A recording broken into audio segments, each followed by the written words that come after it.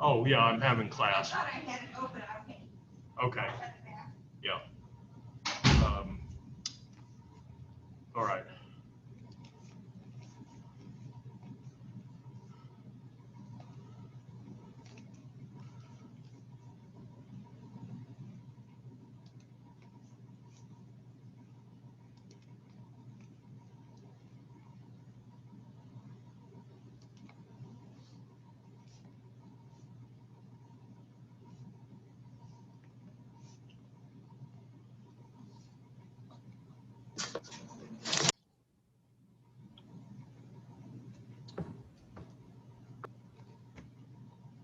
Hello, everyone. Can you hear me okay? Yep. Okay, good. Okay, I'm not wearing a mask. I'm in the classroom all by myself. So let's go ahead and get started. Okay, I'm going to share my screen. We finished up chapter 2 yesterday, or not yesterday, but Wednesday, on acids and bases. We'll begin chapter 3, and I'm going to start sharing my screen.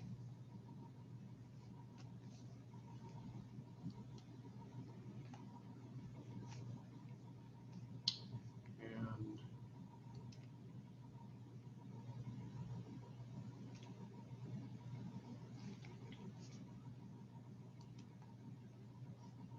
chapter 3, here we go.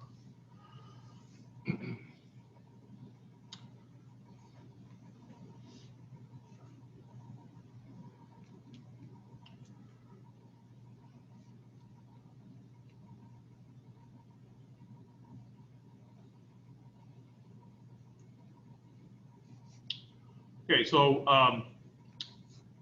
at the end of chapter 1, I introduced the idea of functional groups, and that's pretty much how the majority of organic chemistry textbooks are organized nowadays.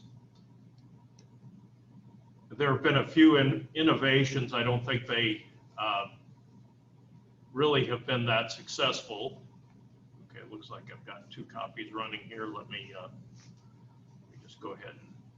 Okay, so I want to go to beginning here. Okay, so first we'll start off with alkanes and cycloalkanes. Okay, recall that alkanes were part of the class of compounds called hydrocarbons, and they contain only carbon and hydrogen and only single bonds. Most cycloalkanes will behave very similarly to alkanes. There's a few exceptions, but generally that's the case. Okay, so we talked about hydrocarbons. Those are compounds that contain only carbon and hydrogen. Anything else besides a carbon and hydrogen, we refer to that as a heteroatom, something like nitrogen, oxygen, phosphorus, sulfur, chlorine. Right, a saturated hydrocarbon is one that contains only single bonds. And an unsaturated hydrocarbon will contain double bonds or triple bonds or aromatic benzene rings.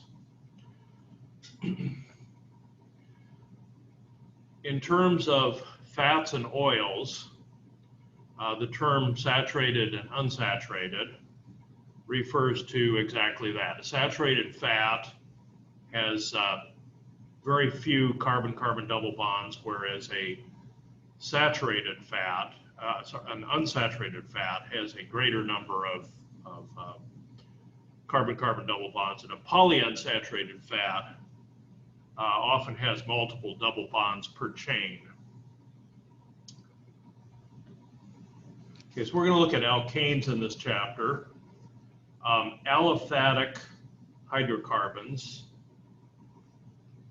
represents an alternative name for alkanes. The word aliphatic comes from fat, and it's used to distinguish aliphatic from aromatic, which we said were compounds like benzene. Okay, so these are the 4 classes of hydrocarbons. The saturated hydrocarbons consists of the alkanes and the cycloalkanes. And then the unsaturated would consist of anything that has multiple bonds. Okay, that includes alkenes, alkynes, and arenes.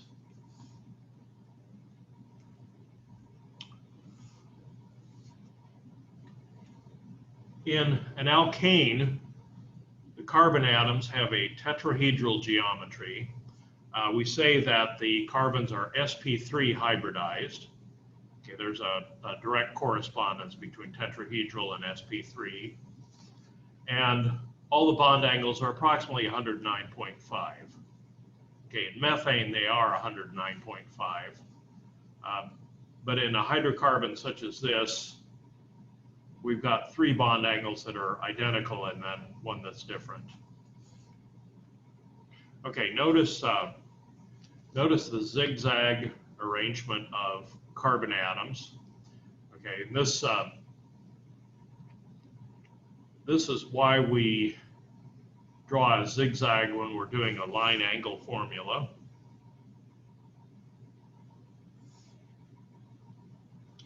Okay, we actually do have free rotation, so these are not fixed in these particular positions. Okay, so in a line angle formula, each line represents a single bond, and each line ending represents a CH3 group. Okay, so each vertex is a carbon atom. Okay, so here's propane, 3 carbons, and each one of these line segments is a carbon-carbon bond. There's a CH3 here, and a CH2 in the middle. Okay, since carbon forms 4 bonds, we only show the bonds to carbon, and then we assume that the correct number of hydrogens are implied. Okay, so for this carbon on the end, there's only 1 bond that is shown to carbon, and so we assume that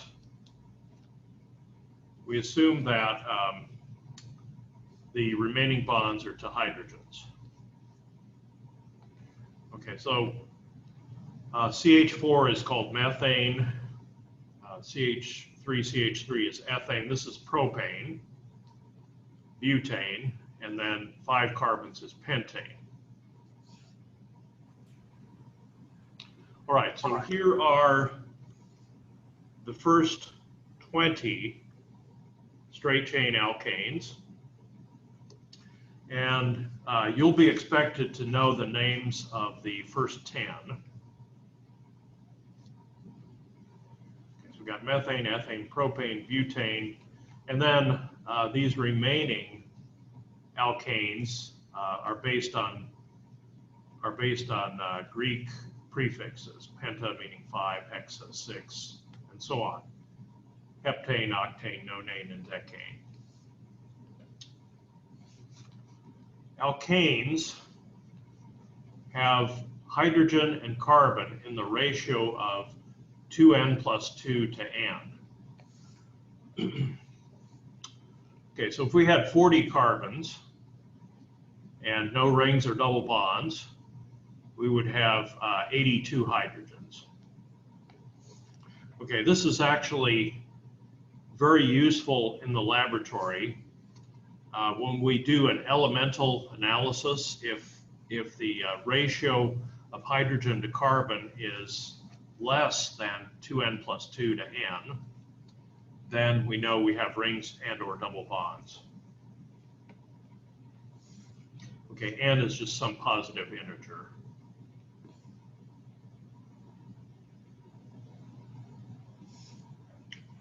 Okay, isomers are compounds that have the same molecular formula, but they have a different connectivity. There's actually several different types of isomers, and we're going to look at one right now, and this is called constitutional isomers. These are also called skeletal isomers. The carbon skeleton varies, and there are 2 constitutional isomers that have the molecular formula C4H10. Okay, here is butane. Okay, it's a straight carbon chain. If we pull one of these carbons off the end and we put it in the middle, we have a different compound. This is commonly called isobutane. This is the systematic name, and we're going to be learning systematic names for all of these compounds. Okay, they're different compounds, and you can see that just as an example, they have different boiling points. Okay, but they have the same molecular formula, same molecular weight.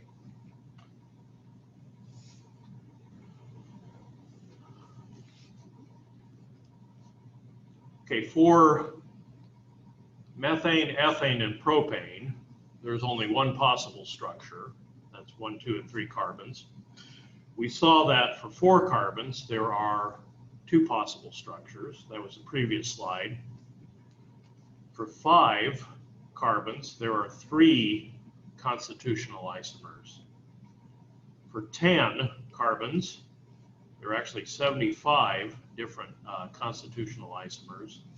And if we have a 25 carbon alkane, there are more than 36 million possible constitutional isomers.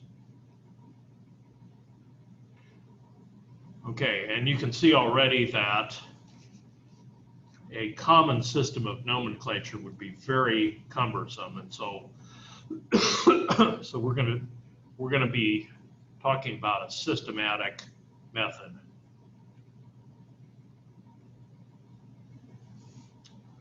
Okay, these are suffixes to show different branches.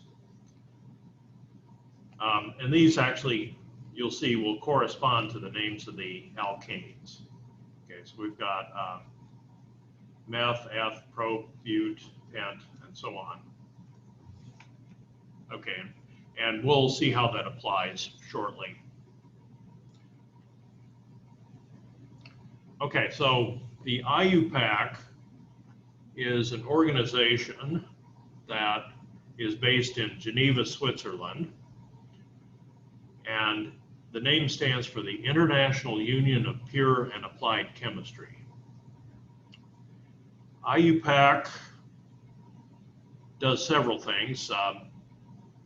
They have developed a systematic method, an official method of nomenclature or naming, not just of organic compounds, but also inorganic compounds. They are also the organization which officially recognizes the definition of units of measurement, and if a new element is discovered, IUPAC gives their blessing as far as what the name of that new element is. Okay, so to name an organic compound systematically, okay, we first identify the longest continuous carbon chain. And this longest chain is called the parent. And branches off of that parent are called substituents. Okay, so we actually had an example back here with 2-methylpropane. Okay, although there are 4 carbons altogether, the longest chain is 3. So that corresponds to propane, and 2 represents the position. So this is at the 2nd carbon, and then it's a 1-carbon branch. Okay, 1-carbon alkane is methane, and a 1-carbon branch is methyl.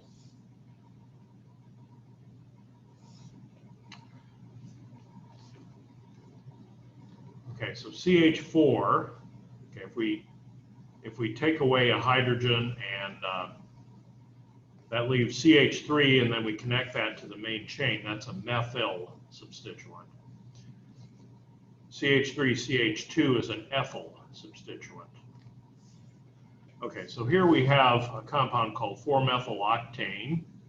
Octane is a 8-carbon chain, This is shown in the condensed and the line angle formula. And on the fourth carbon, we have a 1-carbon branch, and that's a methyl. Okay, 4 is what's called a locant. All right, so these are some of the names of common alkyl groups, substituents. And we saw already methyl. If we have an ethyl, that's a 2-carbon branch. 3 carbons is propane, so this is a propyl. And then this is an isopropyl. Okay. The difference between propyl and isopropyl.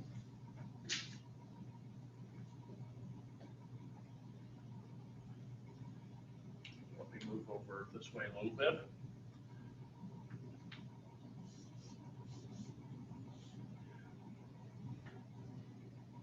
Okay, let's say we have 7 carbons.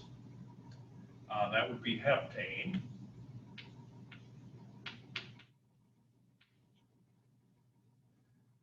And on the 4th carbon,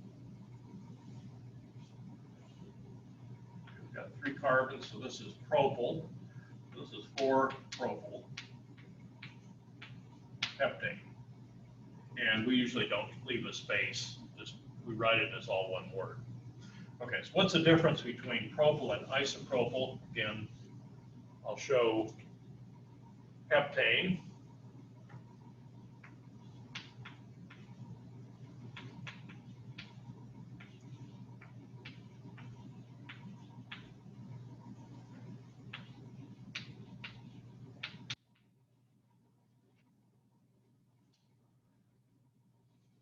Okay, so we've got a 3-carbon branch here. And there are 2 ways of connecting that to the parent. Okay, with the propyl, we use the carbon on the end. With an isopropyl, we use the carbon in the middle. Okay, so this is connected differently. That's 4-isopropyl. We use whenever we have a number, we use a dash between the number and the next letter. Okay, so that's the difference between propyl and isopropyl. Okay, when we come to 4 carbons, there are 4 possible ways that we can attach a 4-carbon substituent. 2 of these are based on butane, the straight 4-carbon chain, and 2 are based on isobutane.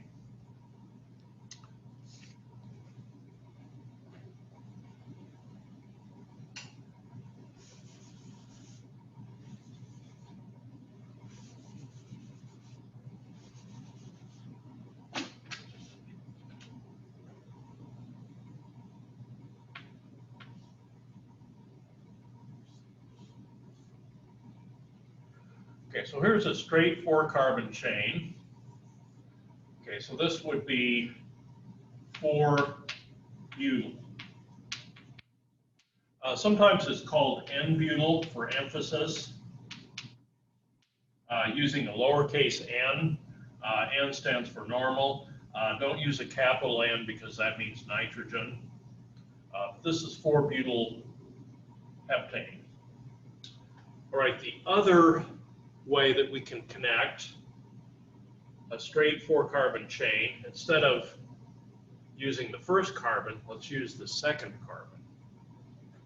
Too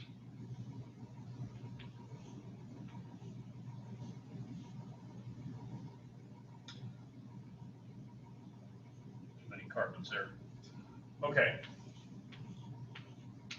Okay, so here's my straight 4-carbon chain. But it's connected to the second carbon instead of the first one. And since it's connected to the second carbon, this is called sec-butyl,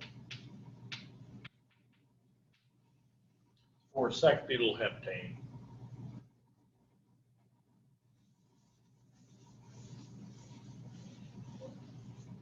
Right, the other 2 are based on isobutane.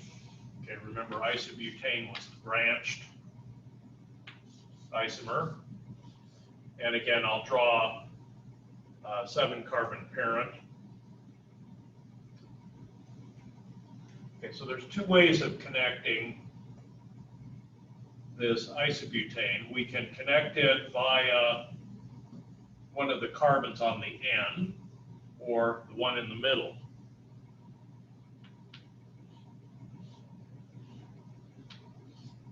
Okay, so here's my isobutane right here. Here I'm using one of the carbons on the end, so this would be 4-isobutyl.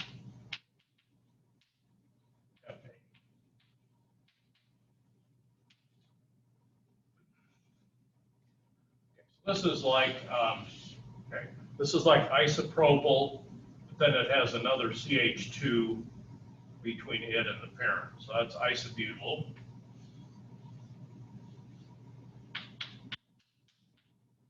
Okay, and then the other one would be if we connect it to the middle carbon, like that. Right, this is called tert-butyl.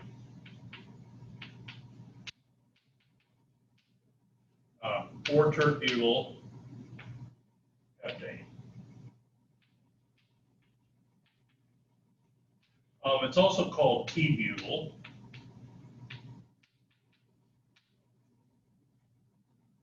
And one way to remember that is, okay, maybe this looks like a T. Okay, so see the difference here between tert-butyl and isobutyl.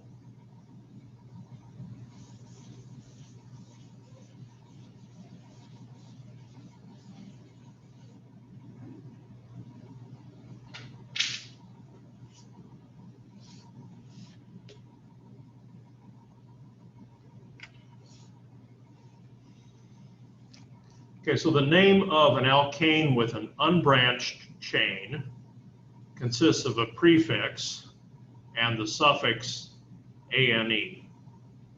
Okay, so we had the prefixes before, like pent and hex and hept and so on. The parent compound will end in ane. For branched alkanes, the parent chain is the longest chain of carbon atoms. Okay, so in the example that I just gave you, that was 7. Okay, every substituent is given a name and a number, even if it's the same substituent at the same position. Okay, so we've already seen 2-methylpropane. If there is one substituent, we want to number the chain from the end that gives it the lower number. Okay, so here we have 2-methylpentane, and it would not be correct to call this 4-methylpentane. Okay, and that's regardless of how it's written. Okay, it's 2-methylpentane, whether we go from right to left or left to right. Okay, because to put this methyl substituent over here, all I have to do is flip that over. Okay, so we want to give our substituents the lowest set of numbers. All right, if there are 2 or more identical substituents, we number the parent chain from the end that gives the lower number to the substituent encountered first. Okay, the number of times that same substituent occurs is indicated by prefixes di, tri, tetra, penta, hexa, and so on. Okay, so here's an example. We have 2 methyls as branches. The main chain is 1, 2, 3, 4, 5, 6. It's hexane. And we want to, in this case, again, start from the right because we want to give the lowest combination of numbers. Okay, so this becomes 2,4-dimethylhexane. Okay, these are where they're located. You have to have the prefix di here, so 2,4-dimethyl. And again, it would not be correct to call this 3,5-dimethylhexane.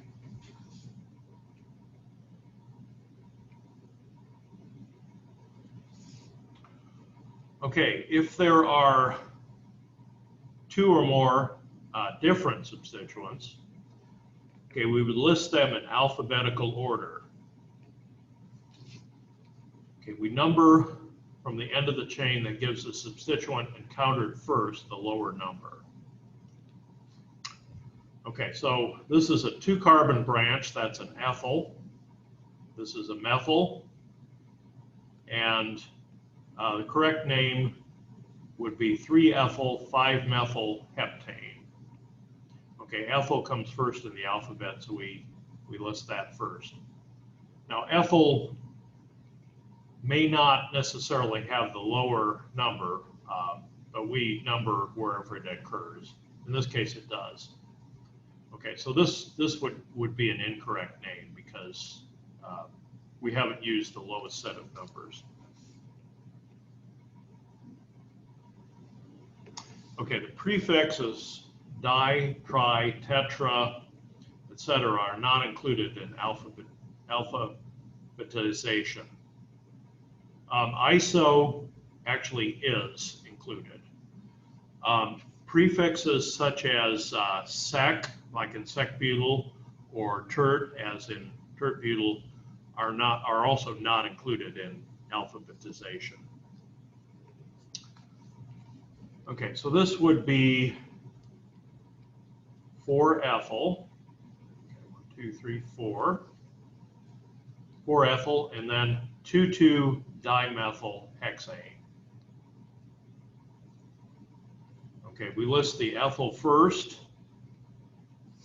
Okay, every substituent gets a number, even if it's the same substituent on the same carbon. So 2,2-dimethyl. It would be incorrect to say 2,2-methyl or 2-dimethyl, okay, because that doesn't tell you where the other methyl is.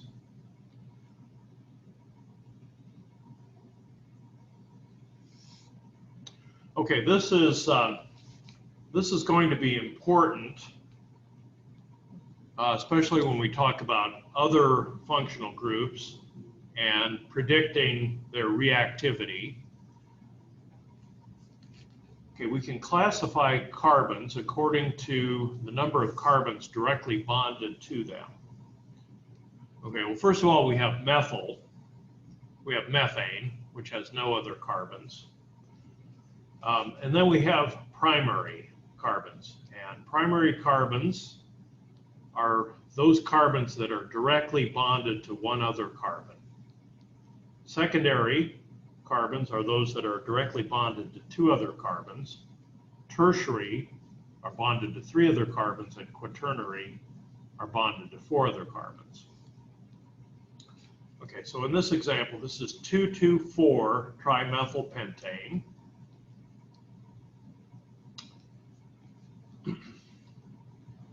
Okay, position number 2 is a quaternary carbon. It's directly bonded to 4 other carbons. Position number 3 would be called a secondary carbon. Position number 4 is a tertiary, and position 5 is a primary. Okay, so it's a number of carbons that are directly bonded.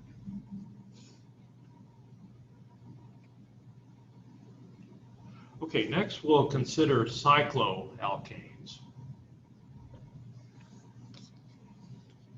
Cycloalkanes have the general formula CnH2n. Okay, remember acyclic or open chain alkanes had a general formula CnH2n plus 2. Okay, this is because in order to form a ring, if we have a 5-carbon chain and we convert that to a 5-carbon ring, okay, we have to remove a carbon from each end before we join the 2 carbons together. Okay, in nature, 5- and 6-membered rings are extremely common. Larger and smaller rings are less common. They do occur, but they're not as common as 5- and 6-membered rings. Well, cycloalkanes will have the prefix cyclo. And If there is only one substituent, there's no need to give it a number. If there's two substituents, then we want to number the ring from the substituent of lower alphabetical order. And if we have three or more substituents, we need to number the ring in order to give the lowest set of numbers and then list them in alphabetical order. Okay, so these are some examples. Okay, so a 5-carbon ring would be cyclopentane. Okay, an open chain alkane is pentane, and if we cyclize it, it's cyclopentane. Okay, doesn't matter where we put that isopropyl group. We could put it on any position, and it would be the same compound.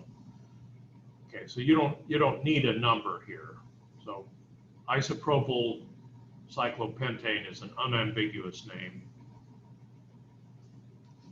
Okay, here we have cyclohexane.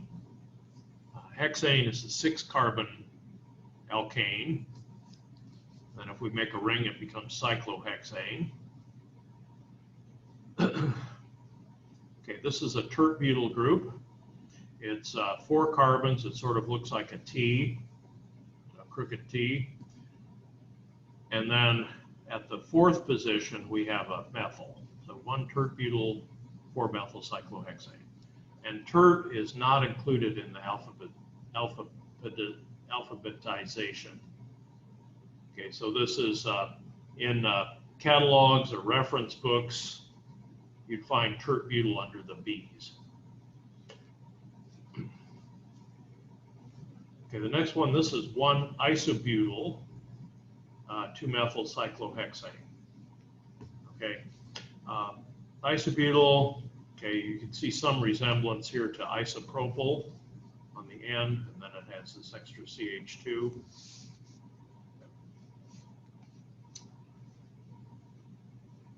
Okay, the next one is 1-ethyl 1-methyl cyclopropane. Okay, cyclopropane is a 3-membered ring. Propane would be the open chain.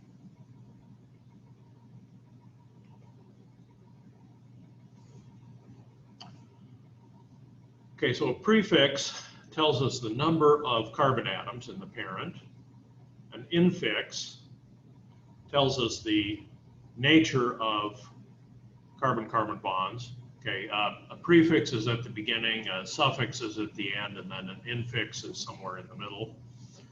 Okay, so a suffix tells us the class of compounds. And so far we've only been looking at one class, and that's alkanes, so they'll all end in ane.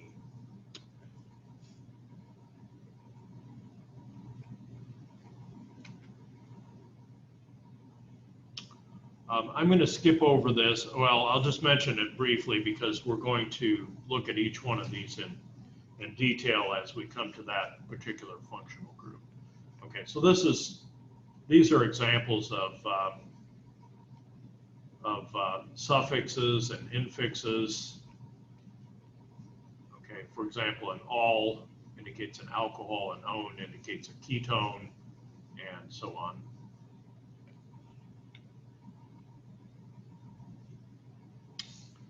All right, next we'll look at something called conformation. In any three-dimensional arrangement of atoms, we have different forms that result from rotation about a single bond. Okay, so if we go down and we look at this structure of ethane, okay, if we make a model, as the model accurately depicts, we can rotate around this single bond. And if we turn that model of ethane, so we're looking along the carbon-carbon bond like this, and each one of these CH bonds in front bisects the HCH angle in back, that's what we call the staggered conformation. Conformation is not the same as isomerism.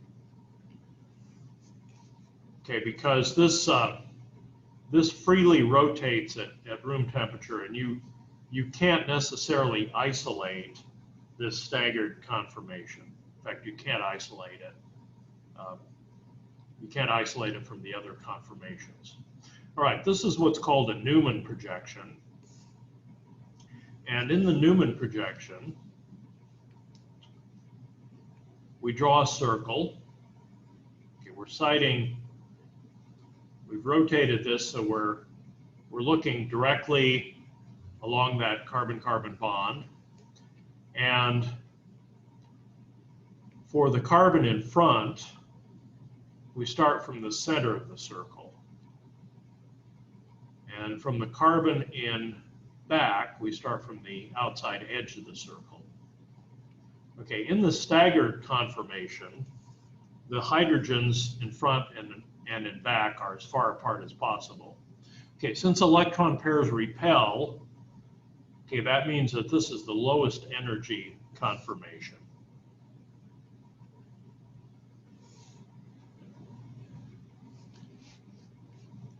Okay, if we rotate about this bond so that these hydrogen atoms are lined up like this, okay, and we, again, sight along this bond, this is called the eclipsed conformation. Okay, just like in astronomy where one celestial object covers up another, we call that an eclipse. So this is the eclipsed conformation. And since these hydrogen atoms are closer together, okay, there's more electron-electron repulsion. So this is the highest energy arrangement. Okay, here's a larger alkane in the staggered conformation. Okay, but we can freely rotate around any one of these carbon-carbon bonds.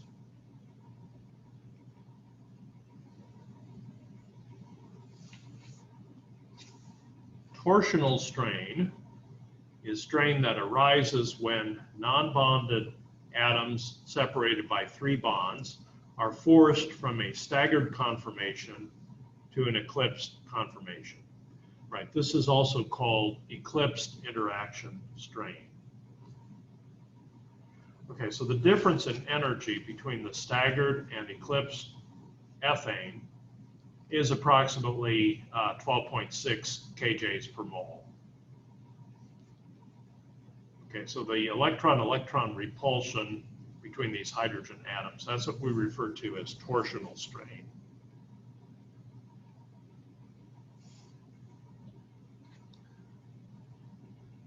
Right, we have torsional strain. We can have torsional strain in cycloalkanes as well, but we can also have another type of strain. This is called bond angle strain. And in planar cyclopentane, that's a 5-membered ring, all CCC bond angles are 108 degrees, okay, which is pretty close to the ideal bond angles for a tetrahedron, 109.5. And so there's actually very little angle strain. Okay, in a regular pentagon, these are the angles. Okay, angle strain is strain that arises when a bond angle is either compressed or expanded compared with its optimal value. Okay, so we don't have a lot of bond angle strain in cyclopentane. In planar cyclopentane, where it would be completely flat, there are 10 fully eclipsed CH bonds. And so there is torsional strain, and that is approximately 42 kilojoules per mole. Okay, so in order to relieve that torsional strain, there is a puckering of the ring. And the most stable conformation is what's called the envelope. Okay, if we look here, this is the planar, where they're all in the same plane. If we move one of the carbons up above the plane, okay, that's called the envelope. Okay, here's the envelope, and then this is like the flap on the envelope. Okay, that relieves the torsional strain, and there's actually almost no bond angle strain. Okay, angle strain is increased very slightly, but we've relieved the torsional strain. Okay, there's nothing that says that all 5 of these carbons have to be in the same plane.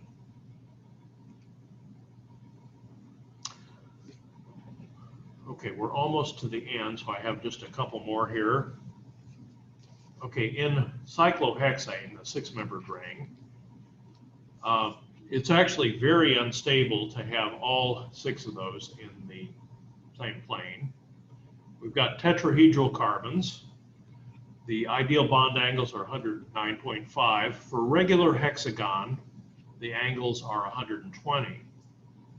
And so you would have considerable angle strain in a planar cyclohexane.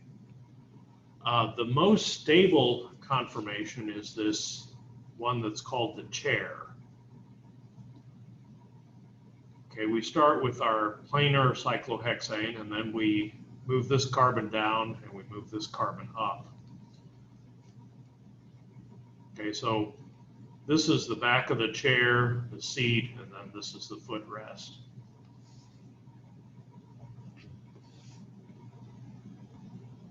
Okay, in the chair, all the bond angles are approximately 109.5, so there's no torsional strain.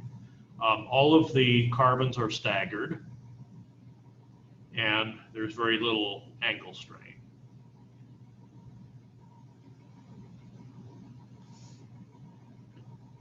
Okay, I think we're just about out of time, so I think next time we'll talk about axial and equatorial positions on the cyclohexane chair.